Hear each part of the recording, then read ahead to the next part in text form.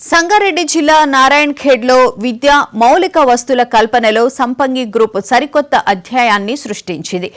Committee మండలం పోటీపల్లిలో సంపంగి charitable trust ఆధ్వర్యంలో స్కూల్స్ మరియు విలేజెస్ దత్తత కార్యక్రమం ఘనంగా ప్రారంభమైంది. ముఖ్య అతిథిగా హాజరైన ఎమ్మెల్యే డాక్టర్ పటోళ్ల సంజీవరెడ్డి 30 పాఠశాలలకు కంప్యూటర్లను, దత్తత గ్రామాలకు ఆర్ఓ వాటర్ ప్లాంట్ను అందజేశారు.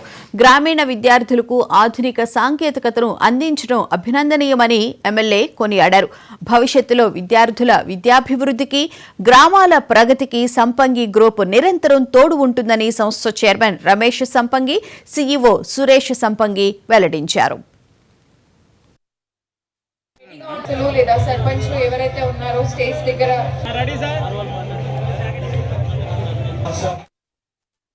సంపంగి చారిటబుల్ ట్రస్ట్ ఏదైతే ఉందో అది సుమారు 30 స్కూల్స్ని ఈరోజు అడాప్షన్ చేసుకోవడం జరిగింది.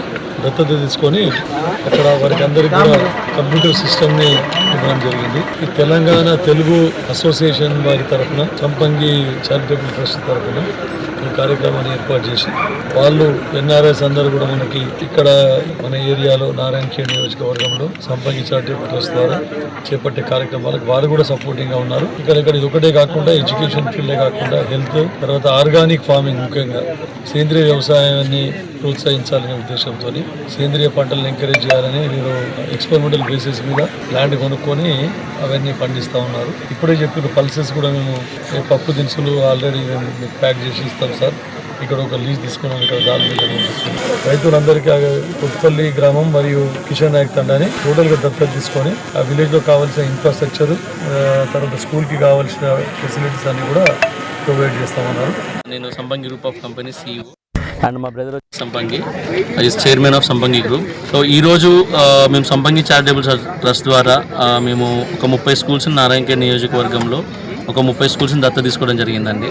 సో ఆ స్కూల్స్కి కావాల్సిన బేసిక్ ఇన్ఫ్రాస్ట్రక్చర్ అంటే సిస్టమ్స్ కావచ్చు, ప్రొజెక్టర్ కావచ్చు, ఇవన్నీ ఇవ్వడం జరిగింది. అండ్ దాంతో పాటుగా ఒక 2 గ్రామాలని ఫుల్ ఫ్లెజ్డ్గా దత్తత తీసుకున్నాము. సో వాసర్లో పాటైన కిషన్ నాయక్ తాండాని అండ్ అలాగే పోటీపల్లి అనే గ్రామాన్ని కూడా మేము దత్తత తీసుకొని సో అక్కడ ఉన్న బేసిక్ మౌలిక సదుపాయాలు ఏమైతే ఉంటాయో, డ్రింకింగ్ వాటర్ కావచ్చు, లేకపోతే అక్కడ ఉన్న స్కూల్స్కి ఉన్న ఫెసిలిటీస్ కావచ్చు, లేకపోతే అక్కడ ఉన్న రూరల్ డెవలప్మెంట్ భాగంలో అక్కడ హెల్త్